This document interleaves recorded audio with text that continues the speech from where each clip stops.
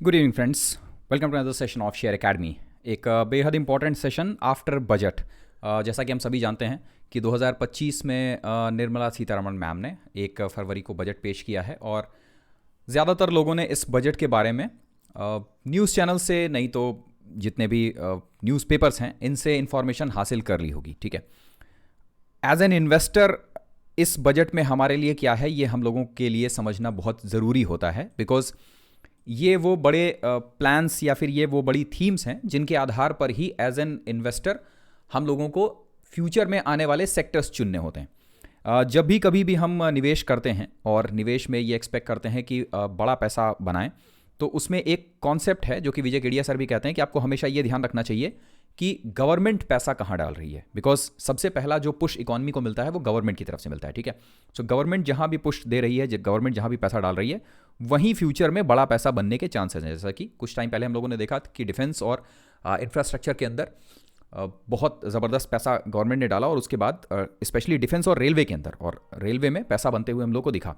पर ये जो पर्टिकुलर बजट है इसकी कुछ इन्फॉर्मेशंस हैं जो हम लोगों को थोड़ी सी ध्यान देनी चाहिए, और वहाँ से हमको ये पता चलेगा कि फर्दर जो हमारा पोर्टफोलियो है उसके अंदर हम लोगों को कैसे कैसे चेंजेस करने हैं। बिकॉज अगर आपके पास में वो पर्टिकुलर स्टॉक्स या वो पर्टिकुलर सेक्टर अपने पोर्टफोलियो के अंदर हैं जो जिनके ऊपर गवर्नमेंट अब फोकस नहीं कर रही है, तो फिर हमारे लिए ये मुश्किल होगा। ठीक है, तो ये एक छोटी सी रिपोर्ट है, जो रिपोर्ट हम लोग इस वीडियो के नीचे पिन कर देंगे। अगर आपको देखनी है तो आप ये रिपोर्ट पूरी डिटेल में पढ़ सकते हैं।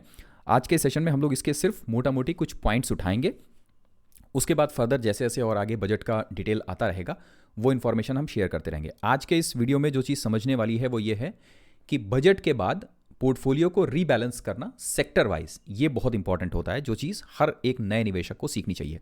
तो इस बजट की जो मोटा मोटी चीज़ें हैं जिन पर्टिकुलर सेक्टर्स के ऊपर सबसे ज़्यादा असर पड़ा है उन सेक्टर्स को ध्यान से देखिएगा। BFSI, infrastructure, cement sector, consumption, auto ancillaries, energy, health care और टेक्सटाइल। अब इनमें असर कैसे कैसे पड़ा है ये एक चीज़ समझने वाली है। हम में से ज़्यादातर लोगों को पता है कि इस बजट के अंदर गवर्नमेंट ने क्या किया है कि जो किसान क्रेडिट कार्ड है उसकी जो लिमिट है वो 3 लाख से बढ़ा के 5 लाख कर दी। अब किसानों के पास में जो लोन लेने की क्षमता है वो पहले से थोड़ी सी बढ़ गई है। इसका असर किन पे पड़ेगा? इसका असर पड़ेगा जो एनबीएफसीज हैं, और स्पेशली वो एनबीएफसीज जो थोड़ा सा रूरल एरियाज़ के अंदर ज़्यादा इफेक्ट डालती हैं। और कैसा असर पड़ेगा? ये असर पड़ेगा इनके लिए पॉजिटिव। सेकंड है इंफ्रास्ट्रक्चर और सीमेंट। अगर आपको याद हो कि सीमेंट सेक्टर के ऊपर गवर्नमेंट जब बजट ला रही थी तो सीमेंट सेक्टर से रिलेटेड कुछ बड़े प्लेयर्स जी बिजनेस के ऊपर आकर डिस्कशन कर रहे थे, तो उन्होंने बताया कि भाई इंफ्रास्ट्रक्चर में समस्या है। और उसके पीछे रीज़न क्या था? 11 लाख करोड़ रुपए के आसपास गवर्नमेंट ने जो प्लान कर रखा था इंफ्रास्ट्रक्चर सेक्टर के ऊपर निवेश करने का, वो इलेक्शन की वजह से जब आचार संहिता लग जाती है तो गवर्नमेंट उस पैसे को खर्च नहीं कर पा रही है। जब गवर्नमेंट अपने तय बजट को खर्च नहीं कर पाएगी तो जाहिर है कि उस क्षेत्र के अंदर डेवलपमेंट नहीं मिलेगा आपको। ठीक है, और इस साल जो गवर्नमेंट ने अपना बजट डाला है वो सेम वही बजट जो लास्ट ईयर का इंफ्रास्ट्रक्चर का था, वही सेम बजट इस साल भी डाला है। इंफ्रास्ट्रक्चर के बजट में कोई बड़े चेंजेस नहीं किए हैं गवर्नमेंट ने, और इस वजह से आपको 3 पर्टिकुलर सेक्टर ऐसे हैं जहां पर प्रॉब्लम दिखेगी। कहां कहां?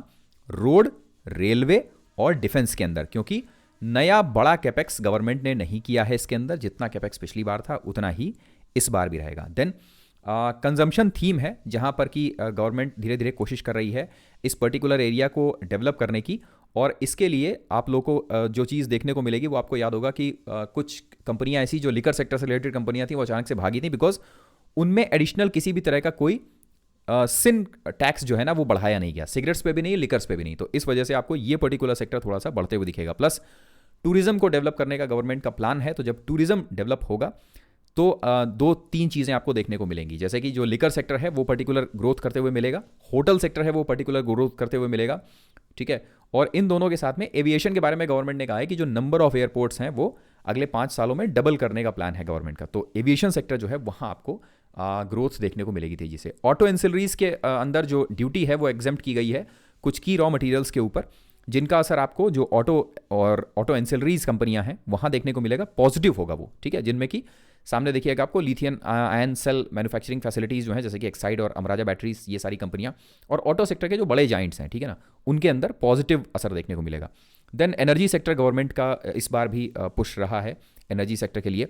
वहाँ पे आपको जो पावर डिस्ट्रीब्यूशन कंपनियां हैं उनमें जो पॉजिटिव है वो देखने को मिलेगा असर। हेल्थ केयर सेक्टर के अंदर जो गवर्नमेंट पॉलिसीज़ लेके आई है वो पॉजिटिव है हेल्थ केयर सेक्टर के लिए।